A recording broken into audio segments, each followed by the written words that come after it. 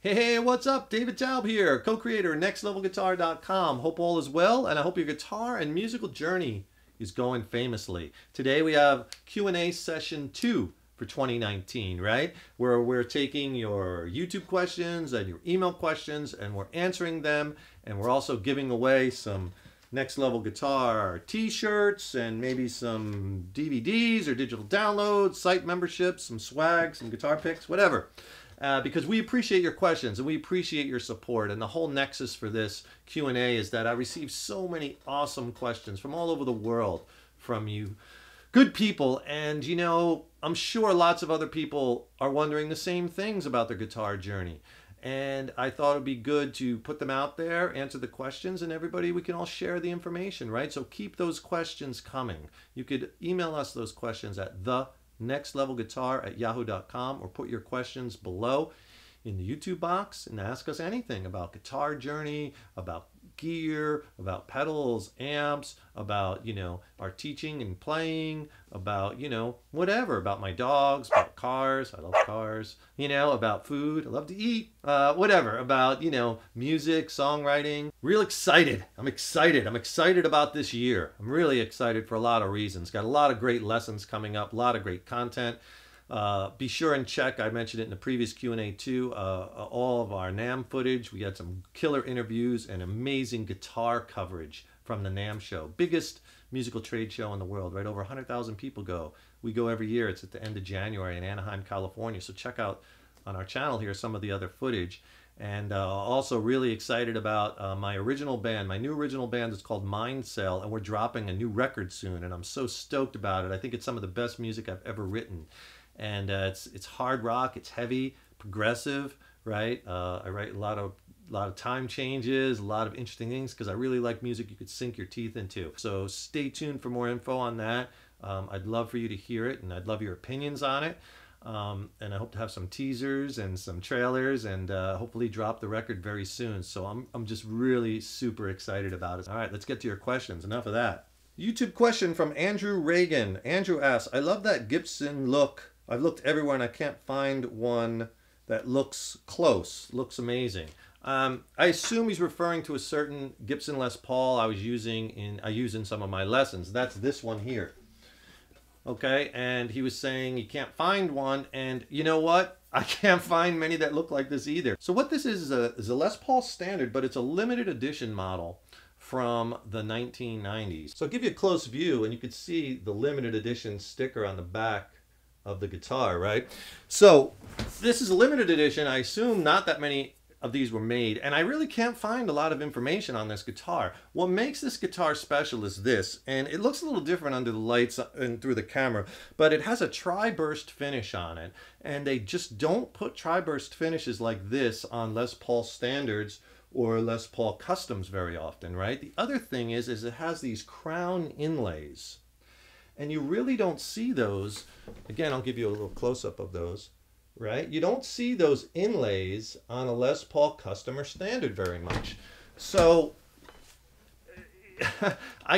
I've only seen one other one of these. I saw it for sale online in Los Angeles. Maybe someone else, if you have information about this guitar, put it in the YouTube comment box below. But I bought this used many years ago. I use it a lot live. I use it in a lot of videos, and I get a lot of comments. A lot of people ask, they want to buy it, or they're like, you know, hey, tell me about this guitar. So it's a great guitar. It sounds awesome. I love the sound of this guitar. I play it live a lot. It's very heavy, like a lot of Les Pauls. This one's really heavy. And the pickups sound really good. It's all stock, all original, and it's different because of those inlays and that finish. So yeah, so that's the story on this Gibson Les Paul standard. Martin C. from Ireland says, hey David, can you do a lesson please on home recording, equipment, programs, its uses and setup? Kind regards, Martin from Ireland. Hello, Martin from Ireland, and greetings from the United States. I actually have done a couple of really great videos that are very comprehensive on, you know, home recording, software, the equipment you'll need, everything. They're really packed, and I'll put links to both of those lessons in the YouTube description box. You know, home recording technology has gotten so good, and there's so much stuff out there that really sounds awesome, and you could really create some incredible sounds right at home. It wasn't like that years ago. There was all kinds of problems with latency. There was all kinds of issues with the technology. It's dialed in now. And obviously, you get a Mac computer it comes with, or you can easily get GarageBand. There you go, and, so all you need is a few things, a computer, an interface, some monitors, and pretty much you're ready to go. And recording at home is a lot of fun.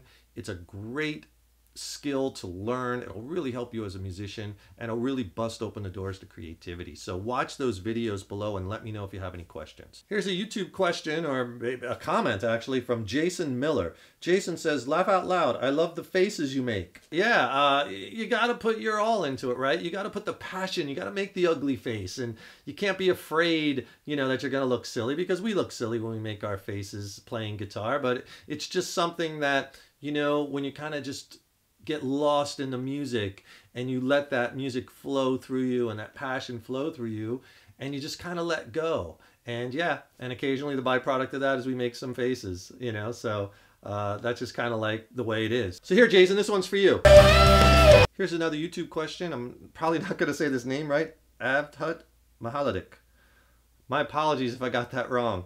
That's a tough one. A question to Scarlett or Miles. I want to buy my first electric guitar. Which one should I buy? Well, I asked Scarlett and I asked Miles. Scarlett and Miles are my two dogs, right? And they're in a lot of my videos. You'll see them, getting up and turning around. You'll see a tail come up in the video every now and then, or, whatnot. So they love to be in the room when I'm recording, which is interesting because on the day I'm doing a Q&A, they could be here a lot. They're not here. So they're downstairs sleeping. The options are limitless. There's so many choices out there. I mean, it's overwhelming. And, a lot depends on, the style of music you want to play. A lot depends on your budget, right? Obviously, you don't want to look at, $1,500 guitars if you have a $200 budget. What I suggest is getting, if you're looking for an electric guitar, you want to get something, obviously, that stays in tune. So it has to be pretty well made. Remember, there's a lot of tension pulling on that guitar neck from those strings, causing that neck to want to bow, so those woods have to be, dense. They have to be using some quality pieces of wood. Building a guitar is not easy. So, I recommend spending, between $200 and $400 on your first electric guitar. You could upgrade it again later. You don't have to spend $1,500, $2,000 on your first guitar. Get something and see how you like it. And you also want to get a versatile guitar, because maybe at first you're not sure exactly which direction you want to go. And I also think you should consider a used guitar, because you can get a really good deal on the used market. And what I recommend a lot, that I find most players at first are gravitating towards, and is very versatile, is like a used Fender Made in Mexico guitar. The Made in Mexico series of Fender guitars are pretty good value for the money. They've gone up in price lately. In the used market, you could, in the past, you can get them for like $200 now. It's going to be more like $300 or so, but still, you might be able to get a deal on one. And, comes with a lot of times it'll come with a case. And so check your used market on Craigslist or Reverb or eBay. It's always better if you can go in person, right? Because you want to play it, put your hands on it, plug it in, make sure everything works, see how it sounds to your ears, how it feels in your hands. You want to find out what's best for you, and the only way you're going to do that is to put your hands on as many guitars as possible. Go to a big guitar store and play everything they have. Find out what you like, what brand, what model. Do you like a lighter one, heavier one? Do you like a thinner neck, fatter neck? I can't tell you exactly which guitar to buy, because a lot depends on what sounds best to your ears and feels best in your hands and against your body, right? But a good beginner versatile guitar, Fender Made in Mexico, Stratocaster, that's a very versatile instrument. You could play, blues, you could play rock, you could play a lot of country, a lot of different genres. Epiphone makes like a Gibson Les Paul. Again, I wouldn't get the lowest level one, maybe the mid-level one, I think is around 400 maybe, something like that. They make I've played some of those, they play really well, they sound really good. That's a lot of guitar for the money, so it's something to consider. There's lots of other non-name brands, but for the first one, stick with a name brand, get something that's really, you know, again, it needs to be set up well. You don't want to be fighting the instrument. Very important, you know. You don't want to pick up a guitar where the strings are so high off the fretboard you could drive a truck through it or something, right? You want the action to be good. You want it to play well, especially when you're first learning. You don't want to be fighting the instrument. You're going to be fighting the physics of the guitar enough, right? Just to play those chords or notes. So you don't want to be fighting the guitar right now. Again, you could upgrade later. Got another face for Jason. Here's a question from YouTube username, last name. That's his YouTube name. I love that, last name. He asks, how do I contact you for online lessons? I'm very reachable, you know, and that's the thing about us at Next Level Guitar, you know, even when we, you know, sell you a course or a DVD product or a digital download, you know, if you have questions, you know, we're very reachable. You know, you can either call us on the phone or you can email me. And here's how you could reach me. It's very easy. Same email address I gave out at the beginning, thenextlevelguitar@yahoo.com. Send me an email. Let me know how I can help. Like I said, send your questions there or put your questions in the YouTube box below. And hey, if you want a killer practice tool, I'll send you 6 free jam tracks, killer sounding tracks, right? And 2 ebooks where I go over the tracks one at a time and tell you about the chords in each track and things you could try over them and why it works. And it's great template. I call it my jam track coach. And then I diagram out all the scales in the other ebook. I'll send it to you for free. 6 free killer jam tracks and 2 ebooks. All you do, click on that link below and enjoy. Now the YouTube question here from username Camden Subdivision. All right, love these YouTube names. They asked, do you absolutely need subwoofers? Don't the mains produce the same frequencies at 45 to 50 hertz as the subs? Do you absolutely have to have them? No. Will it sound a lot better if you do? Personally, I think so. You know, I think if you can separate the lows from the rest of the mix and run them separately and you have that separation, it just sounds better. It just does. Do you absolutely have to have it? No. A lot of bands, they'll just use the mains, you know, the one PA speaker on each side. If I assume you're talking like in a club or small room playing, right? But the subwoofers make a big difference because you're talking about, look at the size of those actual speakers, huge, right? And they can really handle those low bass, those low responses, those low frequencies. So if you have subs in addition to your mains, right? And if you look at any of the big productions, right, they all have lots and lots of subwoofers, right? Lots of mains too, but they're separating that sound. They're sending the signal to as where the low frequencies are hitting those subs and the higher ones are going out through those mains. And again, that separation, those lows pumping, it's really hard to get that to that level if you're just using the mains. Now, if you have like a small little quiet band where you're really not pumping that much bass through, then do you absolutely need it? Probably not. Or you're playing like really small places, probably not. It might be overkill, right? But, you know, for the mid-sized places, or if you have a rock band and you're pumping that bass out, man, just try it. You'll see. When you have that system hooked up and you have those subs and you have a good front of house guy, you know, mixing for you, it's nothing like it. Sounds, you know, really good, especially if you're using high quality and the sound is very clear.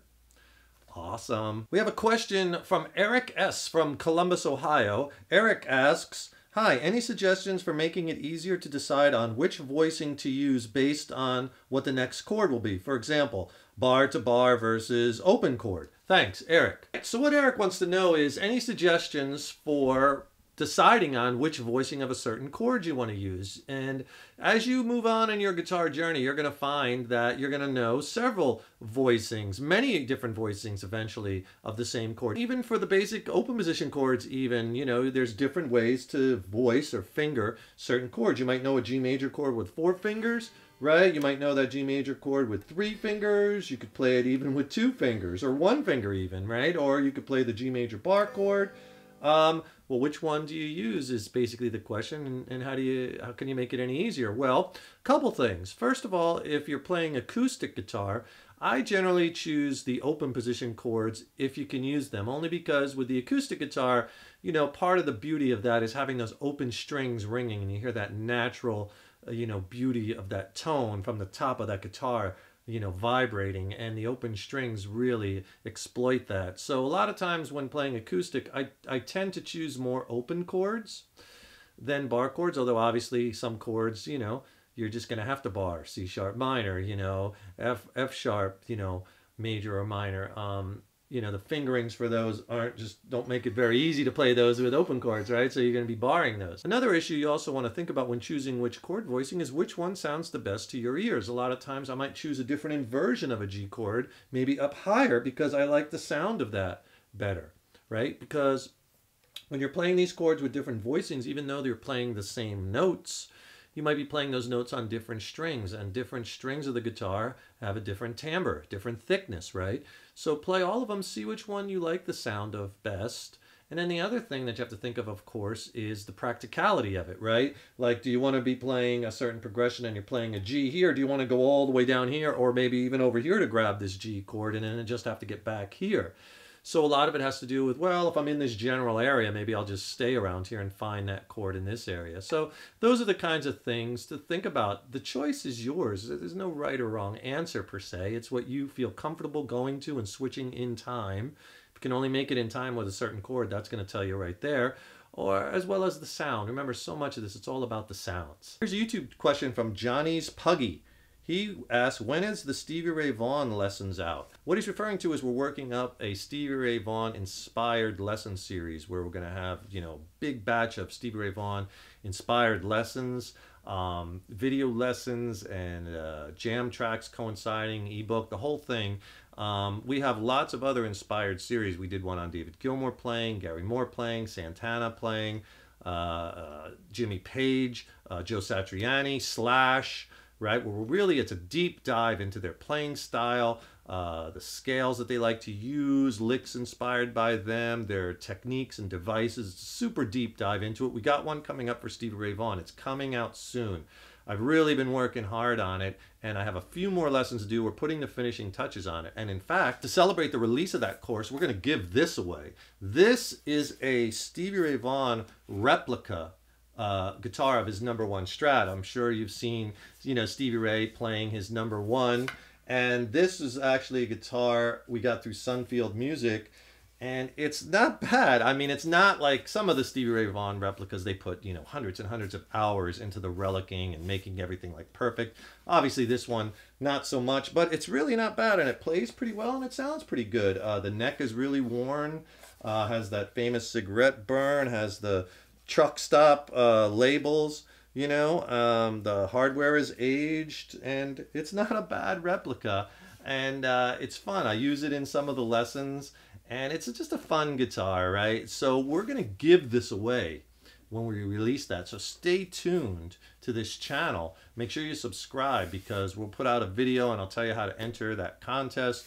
We're gonna give this away, and then that course is gonna come out and it's gonna rock and kick ass, and I know you're gonna like it. So soon, maybe, you know, another 3 or 4 weeks, I'm hoping. I still have some more work to do on it. It's in the pipeline, and it's coming soon.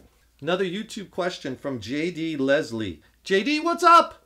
JD asks, is download available instead of DVDs? I haven't owned a DVD player in years. Yeah, in fact, most of our courses, not all of them, but most of them, we have converted from DVD to digital download. So yes, let me know what you need. You know, drop me an email, and I can tell you where you can go to get it. You know, digital download has become, that's the thing now, right? And all of our newer courses are all digital download. But, you know, we started Next Level Guitar back in 2005. We were of the first to do a video online curriculum. And at that time, you know, everything was DVD. And for years after that, and then, you know, everything started switching over more digital download once HD video started, like in, you know, maybe 2010 or so, or right around there, maybe.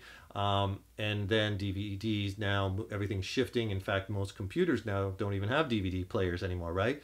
But interesting enough, we still sell a lot of DVDs. I still get a lot of people who request DVDs, and they want me to ship them DVDs instead of downloads as the courses, and that's fine. So we try to offer both. A lot of people, I think, still like to have the physical product, or don't want to be connected online. They want to just take them when they're traveling.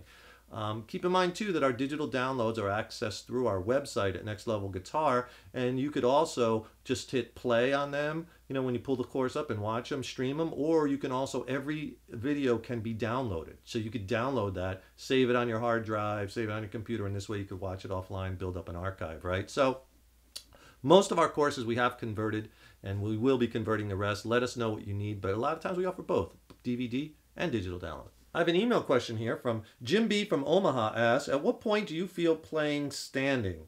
It is so different than sitting and somewhat challenging for a novice. Any hints? Well, definitely, Jim, you know, playing standing up versus playing sitting, the difference is that the guitar is obviously a lot closer to you when you're playing sitting down than probably when you're standing up. And also a lot of people when they're playing down, they're angling a little bit of the guitar maybe back toward them so they get a little better view of the fretboard. So it's kind of like a totally different view of the fretboard. So here's what I suggest to overcome this. Break your practice time in half and do half of your playing time sitting and half of your playing time standing.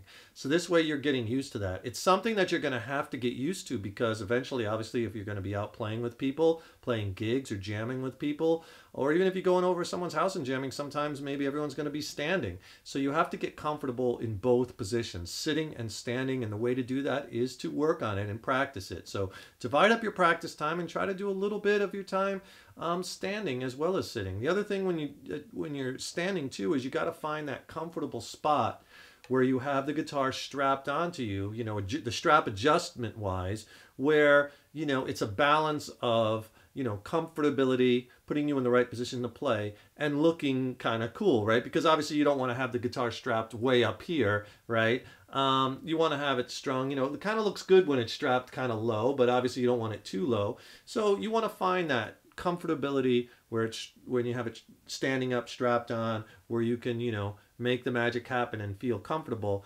and it be practical, but also, you know, it's kind of an aesthetic thing. I have a YouTube question here from Gav Meggs. Gav Meggs asks, hey, seems all the good guitar teachers are playing PRS, Paul Reed Smith guitars. Are they freebies from Paul Reed Smith? Well, I can only answer for me on that, and my answer is no, they're not freebies for me. I buy all my Paul Reed Smith guitars. I've been playing Paul Reed Smith guitars a very long time, but I play a lot of guitars. There's a lot of guitars that I like. Fender Stratocasters, Gibson Les Pauls. You might have seen me play Carvin or a Kiesel guitar. Also, I play a guitar called Universum. I like Taylor Acoustics. So much good stuff out there, but I really like Paul Reed Smiths, and I've had many different ones over the years. I bought my first one, I think like in 1995 in Philadelphia when I was living on the East Coast. That was a CE Classic Electric, and if you pull up my old videos, you probably see me playing. It was red. I'll see if I can find a picture of it and throw it here. But I just love their guitars, and now I have a 513 Paul Reed Smith that I play, and I also have a PRS Paul Reed Smith Paul's guitar. I just love the way their guitars sound. I love the way they play. They're comfortable. They look really good. They kind of have some unique voicings that I like.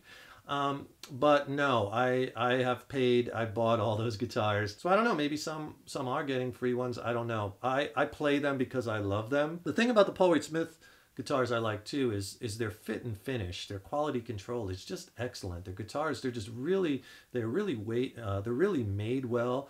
They sound really good. You can get a lot of different sounds out of them, and they look great, and they play great. I think they have it really dialed in. Jason, here's another fun face. Time to give away another Next Level Guitar t-shirt. That's this guy here. We have some of these left over from when we did a recent promotion.